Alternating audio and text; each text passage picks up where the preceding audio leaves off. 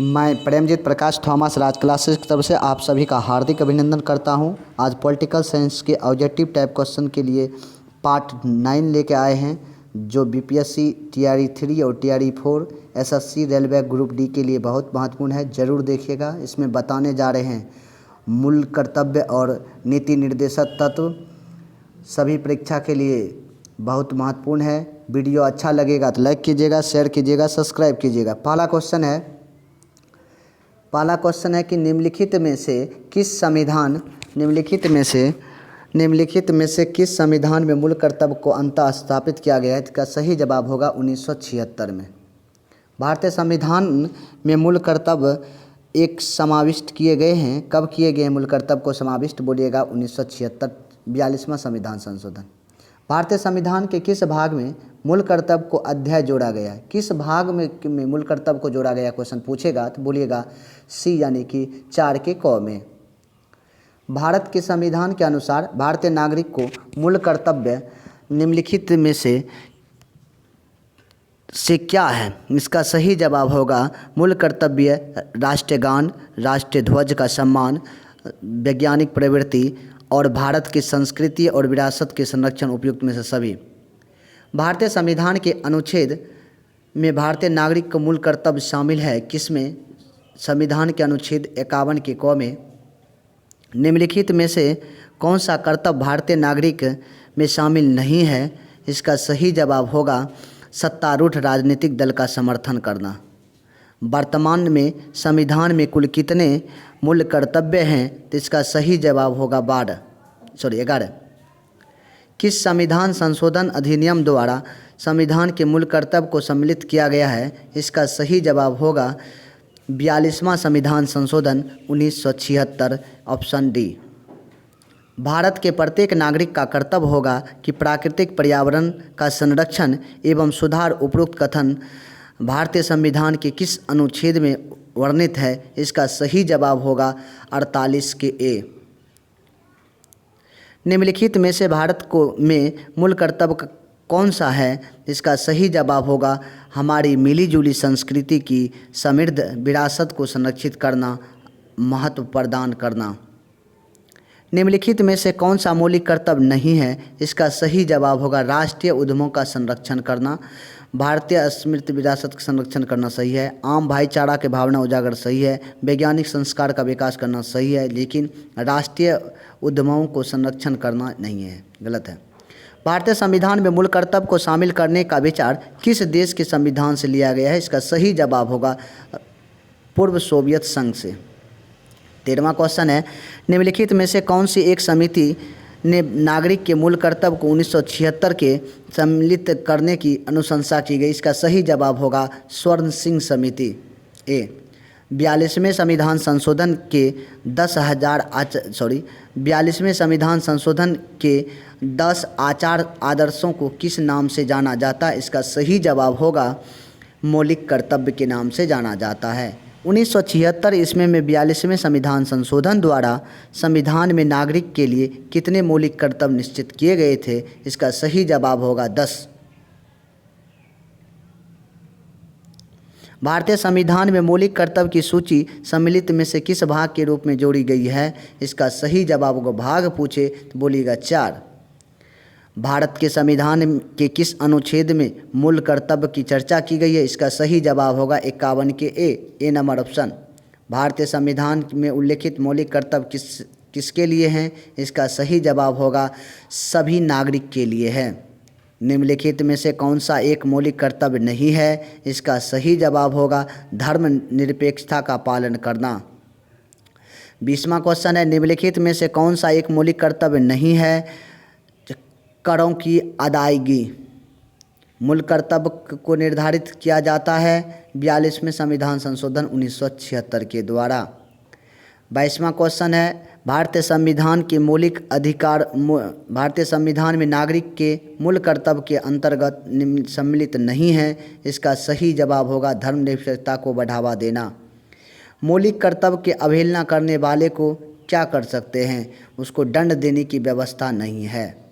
मौलिक कर्तव्य को संविधान में सम्मिलित किए जाने का प्रयोजन है किसके द्वारा? विनाशक असंवैधानिक गतिविधि को नियंत्रण करने के लिए। अब आइए देखते हैं नीति निर्देशक तत्व। नीति निर्देशक तत्व के बारे में बताते हैं। नीति निर्देशक तत्व का क्रियान्वयन निम्नलिखित में से किस पर निर्भर करता है? इसका सही जवाब होगा सरकार के पास उपलब्ध संसाधन पर। मूल अधिकार और राज्य के नीति निर्देशक तत्व में क्या अंतर है? इसका सही जवाब होगा मूल अधिकार वाद योग्य है, मौलिक अधिकार वाद योग्य हैं, जबकि नीति निर्देशक तत्व वाद योग्य नहीं है। तीसरा क्वेश्चन है मौलिक अधिकार एवं राज्य के नीति निर्देशक तत्व के विषय में कौन सा कथन सही है? दोनों में कोई अंतर नहीं है, दोनों वाद योग्य हैं, दोनों एक दूसरे के पूरक है, दोनों परस्पर विरोधी हैं। इसका सही जवाब होगा दोनों एक दूसरे के पूरक हैं। निम्नलिखित में से कौन सा एक संविधान के 42वें संशोधन द्वारा नीति निर्देशक तत्व को नहीं जोड़ा गया है? इसका सही जवाब होगा सभी नागरिक के लिए समान आचार संहिता। शराबबंदी का संविधान की किस धारा को निर्देशित करती है? इसका सही जवाब होगा 47। शराबबंदी संविधान के किस धारा को निर्देशित करती है? इसका सही जवाब होगा धारा 47। मूलभूत संविधान में कौन से भाग में राज्य लोक कल्याण आयोग की संकल्पना सम्मिलित की गई है? इसका सही जवाब होगा राज्य के नीति निर्देशक तत्व। राज्य के नीति निर्देशक सिद्धांत के अनुसार किस आयु तक के बच्चे को निःशुल्क एवं अनिवार्य शिक्षा देने की आशा की जाती है? इसका सही जवाब होगा 14 वर्ष की। भारतीय संविधान के कौन सा संशोधन अधिनियम द्वारा टकराव की दशा में राज्य के नीति निर्देशक तत्वों को मूल अधिकार की वरीयता प्रदान की गई है? इसका सही जवाब होगा 42वां संविधान संशोधन। भारतीय संविधान के अंतर्गत कल्याणकारी राज्य की अवधारणा निम्नलिखित में से किस अनुच्छेद में वर्णित है? इसका सही जवाब होगा 38। समान न्याय एवं निःशुल्क विधि सहायता का प्रावधान संविधान के किस अनुच्छेद में है? इसका सही जवाब होगा 39 के ए में।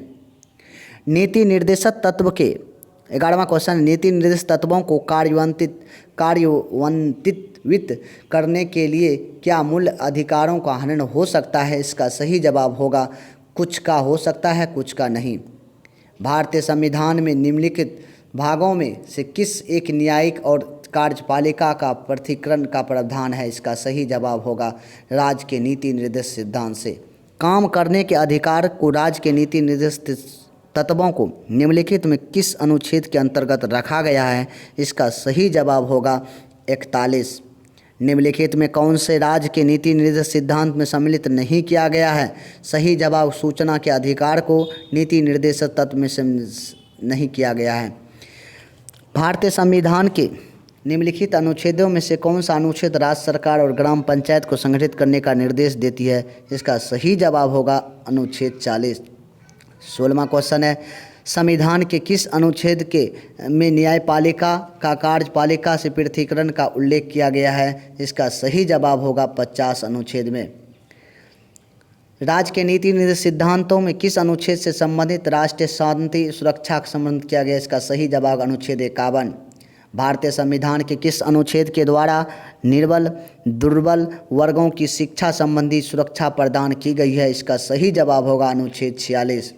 राज्य के नीति निर्देशक तत्वों का उल्लेख भारतीय संविधान के किस भाग में है? बोलिएगा संविधान के भाग 4 में है। भारतीय संविधान के किस अनुच्छेद में राज्य के नीति निर्देशक तत्वों का उल्लेख है? इसका सही जवाब होगा 36 अनुच्छेद से 51 के बीच, डी नंबर। भारतीय संविधान का वह कौन सा भाग है जो संविधान के निर्माता के मस्तिष्क और उद्देश्यों को प्रतिबंधित करता है? इसका सही जवाब होगा राज्य के नीति निर्देशक तत्व। राज्य के नीति निर्देशक तत्व में राज्य के नीति निर्देशक तत्व में क्या शामिल है जो कि मूल अधिकार में नहीं है? इसका सही जवाब होगा कुटीर उद्योग का प्रोत्साहन करना। 23वां क्वेश्चन है किसी नीति निर्देशक सिद्धांत को प्रायः समाजवादी कहा माना जाता है, क्यों? इसका सही जवाब ग्राम पंचायत की स्थापना के कारण। राज्य के नीति निर्देशक तत्व में निम्नलिखित में से किन किन प्रकार के सिद्धांत को अंतर्निहित किया गया है? इसका सही जवाब होगा उपयुक्त में से सभी आर्थिक सिद्धांत, सामाजिक और प्रशासनिक सिद्धांत। क्वेश्चन पूछेगा राज्य के नीति निर्देशक सिद्धांतों में तत्वों के निम्नलिखित में से किन किन प्रकार के सिद्धांतों को अंतर्निहित किया गया, इसका बोलिएगा आर्थिक और सामाजिक प्रशासनिक उपयुक्त में से सभी। 25वां क्वेश्चन है, निम्नलिखित में नीति निर्देश सिद्धांत में वह कौन सा सिद्धांत है जिसे गांधीवादी सिद्धांत कहा जाता है, जिसका सही जवाब होगा स्वशासन के प्रभावी एकलों के रूप में ग्राम पंचायत का संगठन। नीति निर्देशक तत्व का महत्व किसके लिए है, इसका सही जवाब होगा राज्य के लिए। भारत के किस राज्य में समान नागरिकता संहिता लागू है, इसका सही जवाब होगा गोवा। भारतीय संविधान में राज्य के नीति निर्देशक सिद्धांत को किस मुख्य कारण से सम्मिलित किया गया है, इसका सही जवाब होगा कल्याणकारी राज्य की स्थापना के लिए। मूलभूत संविधान में कौन से भाग में राज्य का लोक कल्याण संकल्पना सम्मिलित की गई है, इसका सही जवाब होगा राज्य के नीति निर्देशक तत्व। संविधान का कौन सा अंश भारत के नागरिक को आर्थिक न्याय प्रदान करने को संकेत करता है, इसका सही जवाब होगा राज्य के नीति निर्देशक तत्व। निम्नांकित में से कौन सा राजनीति निर्देशक तत्व के सिद्धांत नहीं है, इसका सही जवाब होगा निजी संपत्ति की समाप्ति। भारतीय संविधान का कौन सा अंग समाजवादी व्यवस्था स्थापित करने की प्रेरणा देता है, इसका सही जवाब होगा नीति निर्देशक तत्व।